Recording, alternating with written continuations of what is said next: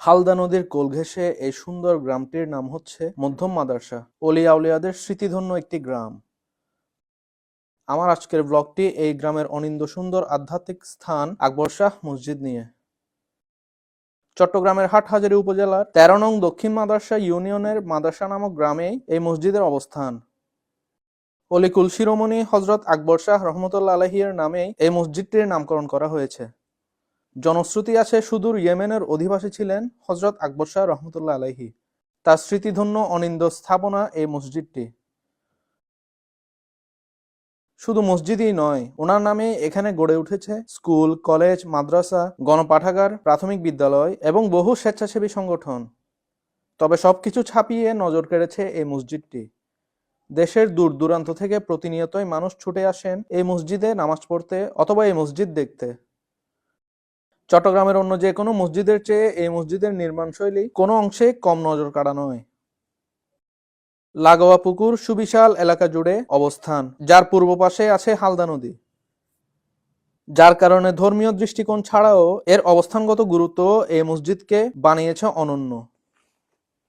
সাধারণত মানত পূরণের উদ্দেশ্যেই বেশিরভাগ দর্শনার্থী এই মসজিদে আসেন। তবে অনন্য আরেকটি দিকও আছে এই মসজিদের। আচরণগত কোনো ধরনের বাড়াবাড়ি এখানে নিষিদ্ধ। রয়েছে মহিলাদের জন্য আলাদা নামাজের ব্যবস্থাও।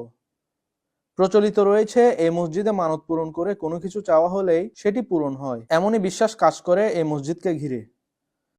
মসজিদের দানের টাকায় প্রতিষ্ঠা করা হয়েছে বহু সেবামূলক প্রতিষ্ঠান। তাছাড়া মসজিদের উন্নয়ন এবং সৌন্দর্য বর্ধনের কাজেও এই অর্থ ব্যয় করা হয়। মসজিদে এসে আল্লাহর কাছে মানত করে দোয়া করে অনেকেরই দোয়া কবুল হয়েছে বলেও লোকমুখে প্রচলিত আছে।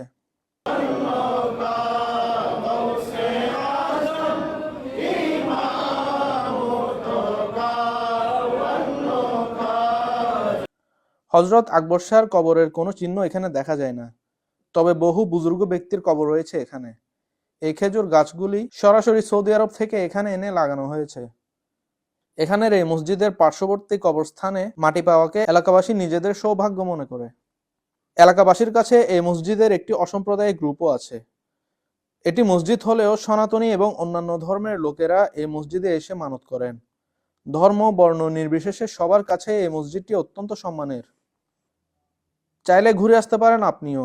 চট্টগ্রাম শহর থেকে যে কোনো জায়গা থেকেই কাপ্তাই রাস্তার মাথা হয়ে মদুনাঘাট এবং সেখান থেকে আকবর শাহ মসজিদ বললে যে কেউ পথ দেখিয়ে দিবে। তো দর্শক, আজকের ব্লগটি এ পর্যন্তই। ভিডিওটি ভালো লাগলে আমার চ্যানেলটি সবাইকে সাবস্ক্রাইব করার অনুরোধ রইল। সবাই ভালো থাকবেন এবং সুস্থ থাকবেন। আল্লাহ হাফেজ।